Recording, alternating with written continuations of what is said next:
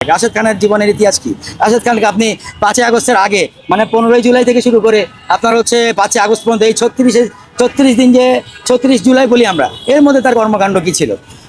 সার্জিস এবং হাসনাত হতে পারে তারা আওয়ামী লীগের দিয়ে তাদের রাজনীতি শুরু করেছিল। একটা পর্যায়ে গিয়ে তারা দেখলো যে আওয়ামী লীগের রাজনীতিটা আসলে ভালো রাজনীতি না, তাদের ভুল স্বীকার করলো। তারা ছোট ছিল, তারা বুঝতে পারলো যে তাদের ভুল হয়েছে, তারা এই রিভোল্ট করলো। তারা অনেক দেখেন, আপনি একজন সাধারণ জনগণ হিসেবে রিভোল্ট করা কিন্তু খুব সহজ, কিন্তু আপনি একটা দলীয় লোক হয়ে রিভোল্ট করা কিন্তু অতটাই কঠিন। আপনাকে ততটাই কিন্তু অত্যাচার, অন্যায়, অবিচার সহ্য করতে হয়। আপনি ভুলে যান না সার্জিস হাসনাত কি জীবনের রিস্ক নিয়ে আজকে যদি 5ই আগস্ট যদি স্বাধীন না হতো, আমরা যদি 5ই আগস্ট না ঘটে যেত, তাহলে আজকে এই সার্জিস হাসনাতকে কিন্তু হয়তো বুড়িগঙ্গার খালে নদীতে পাইতে পারতেন, অথবা আশুলিয়ার কোনো এক জায়গায় মৃতদেহ তাদের পাওয়া যেত। যেভাবে এখন আপনি দেখছেন যে ইন্ডিয়াতে মোদী সরকার পতনের যে আন্দোলন হয়েছিল সেটা যে মুখ থুবড়ে পড়েছে, তারপরে মুসলিমদেরকে, ছাত্রদেরকে কীভাবে খুঁচিয়ে মারা হচ্ছে, কীভাবে তাদেরকে ধরে নিয়ে যাওয়া হচ্ছে, ঠিক এই ঘটনাই এই হাসিনা কিন্তু আপনার বাংলাদেশে ঘটাতো। তখন সার্জিস হাসনাতের জন্য আপনি দুই চোখের পানি ফেলতেন, তাই না? আজকে রাশেদ খানের বড় বড় কথাবার্তা বলে, তার ইতিহাস কি? তার আন্দোলন কি করেছে? সে 5ই আগস্টের পরে এসে আপনার বিএনপিতে সুযোগ না পেয়ে, সে তো প্রথমে বিএনপিতে গেছিল।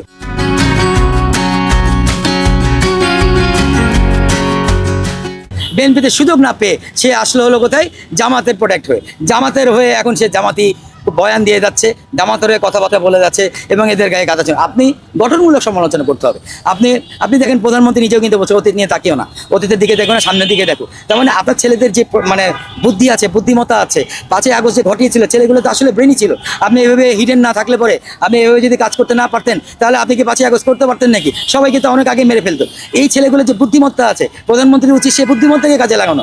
এদের কি করেছে, কে কি করেছে, কার কি হয়েছে, তারা ভাই পরীক্ষিত। সোনা পুরালে যেরকম হলো তার গা থেকে সমস্ত কিছু ময়লা সরে যায়, এই ছেলেরা হলো সেই জিনিস। এরা হলো গোল্ডের মতন একেবারে, এরা একদম হলো তরল গোল্ড একেবারে।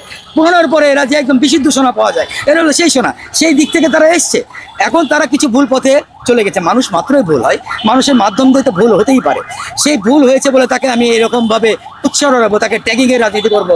ওই রাশেদ খানকে তো আপনারা সবার আগে ট্যাগিং করা উচিত, যে ট্যাগিংয়ের রাজনীতি আবার বাংলাদেশে চালু করতে চাই।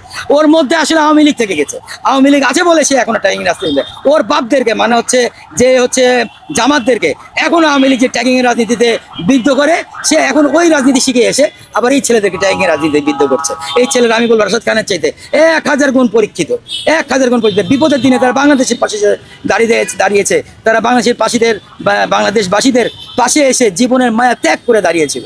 তো তারা হলো একদম খাঁটি সোনা, তাদের বিরুদ্ধে কোনো কথাবার্তা, এই ধরনের কথাবার্তা শুনতে চায় না। তারা ভুল করলে তাদের ব্যাপারে গঠনমূলক সমালোচনা। সার্জিস আলম এবং হাসনাতকে নিয়ে যে বক্তব্য দিয়েছেন তিনি কি সঠিক দিয়েছেন না ভুল দিয়েছেন, অবশ্যই আপনারা কমেন্টে জানাবেন।